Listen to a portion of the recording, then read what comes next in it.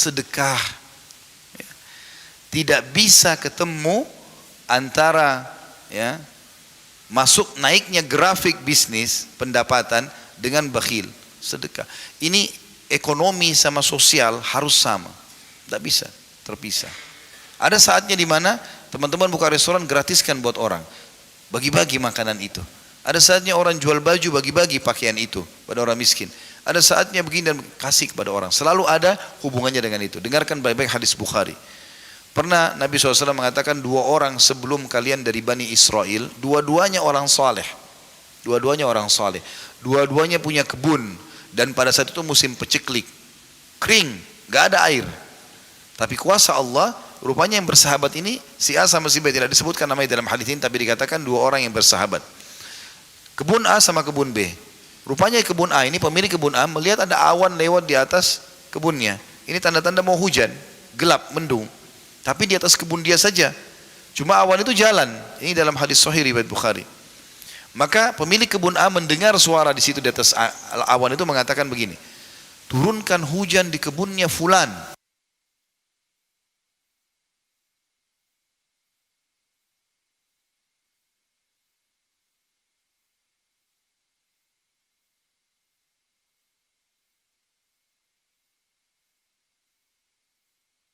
Ya itu saja. Yang lain tidak kena hujan. Dia tanya temannya, apa rahasiamu ini? Kok bisa orang lagi musim panas kau sendiri yang dapat hujan? Dia bilang apa? Dari keuntungan dagang saya. Jadi bukan semua modal enggak, untung.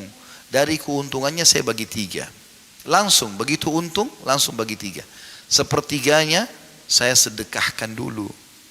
Sepertiganya saya kembalikan kepada modal, tambahan modal. Sepertiganya lagi saya biayai untuk keluarga saya. Jadi selalu pendapatannya dibagi 3 sama dia. Maka gara-gara itu Allah berkahi.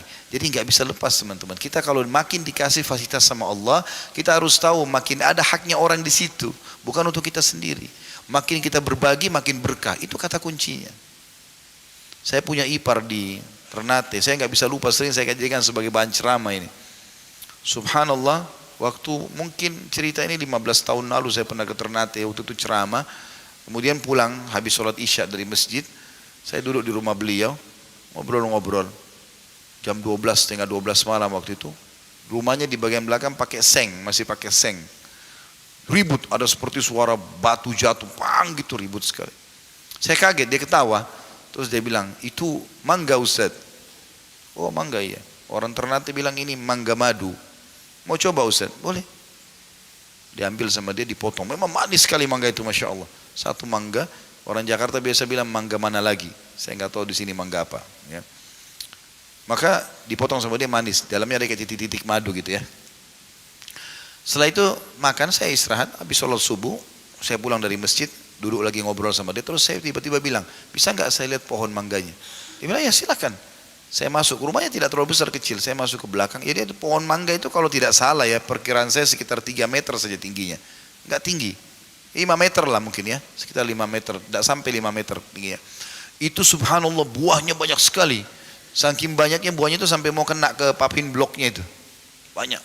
Tapi setengah pohon itu di dalam, ada sebagian tangkainya di luar temboknya dia.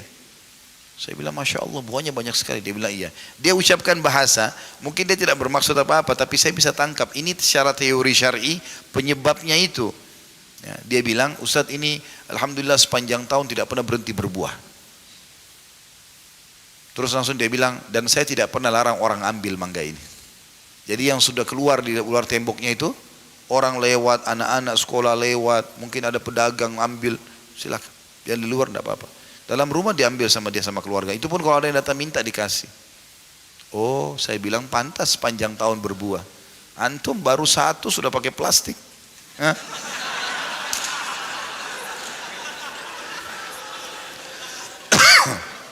Nah, sudah pakai plastik, bahkan sama anaknya pun bakhil. Jangan pegang itu ya, punyanya ayah itu, punyanya ibu itu, luar biasa. Makanya 2 tahun sekali baru berbuah.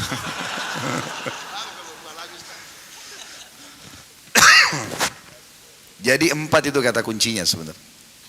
Bagaimana modalnya halal, sistemnya halal, produk halal, sedekah. Itu penting, ya.